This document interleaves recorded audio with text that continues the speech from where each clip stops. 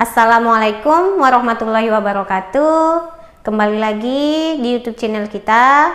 Kali ini dengan saya, apoteker Ernida Permadani Harahap. Saya praktek di Klinik Pratama Berta dalam bidang farmasi.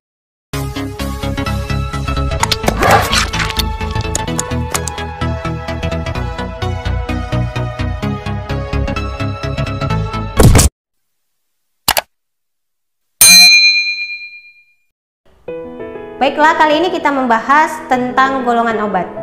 Kenapa kita butuh membahas golongan obat?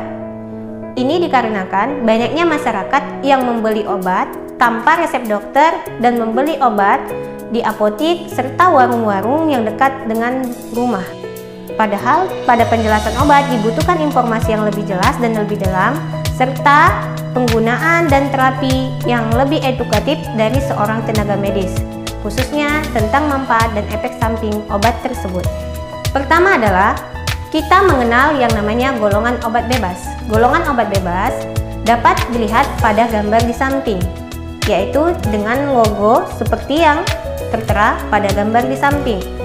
Obat bebas dapat kita beli tanpa resep dokter, yaitu dengan gejala penyakit yang tidak terlalu dikhawatirkan atau dengan efek yang tidak terlalu dikesampingkan. Yang kedua adalah golongan obat bebas terbatas. Golongan obat bebas terbatas dapat dilihat juga pada logo gambar di samping.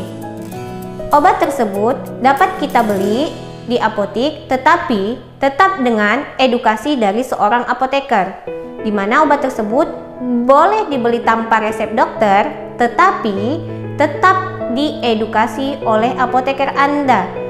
Yang ketiga adalah golongan obat keras. Golongan obat keras biasanya diberi logo pada gambar di samping. Golongan obat keras mayoritas dipakai untuk obat-obat kronis seperti obat-obat antihipertensi, diabetes, dan sebagainya. Obat golongan keras wajib menggunakan resep dokter, sekalipun Anda sudah sering menggunakan resep tersebut. Hal ini dibutuhkannya titrasi dosis, baik secara dosis yang menurun maupun dosis dinaikkan secara berkala.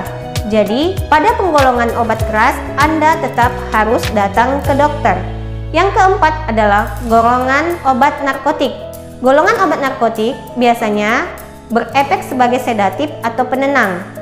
Banyak digunakan oleh pasien pada pasien depresi atau pasien mengalami gangguan tidur. Mayoritas obat ini hanya boleh diresepkan 1 kali saja dalam lembar resep. Jadi, apabila Anda mendapat resep, maka resep tersebut tidak boleh digunakan untuk 2, 3, bahkan lebih dari 4 dalam satu penebusan resep. Yang kelima adalah golongan obat psikotropik. Golongan obat psikotropik ini dapat dilihat pada logo di samping. Golongan psikotropik ini juga harus diresepkan 1 kali peresepan saja. Jadi, apabila pasien ingin mendapatkan obat yang lebih atau obat yang dalam berkesinambungan jangka waktu yang panjang, pasien harus tetap melakukan konsultasi dengan dokternya yang disarankan dalam meresepkan obat tersebut. Belilah obat dan perolehlah obat pada tempat yang disetujui dan dipercayai, terkhusus pada pelayanan medis. Contohnya seperti di apotik, di puskesmas, di klinik, ataupun di rumah sakit, dan tetap lakukan edukasi tentang obat Anda. Salam sehat, semoga sejahtera selalu. Sampai jumpa di channel YouTube kita lain kali waktu. Assalamualaikum warahmatullahi wabarakatuh.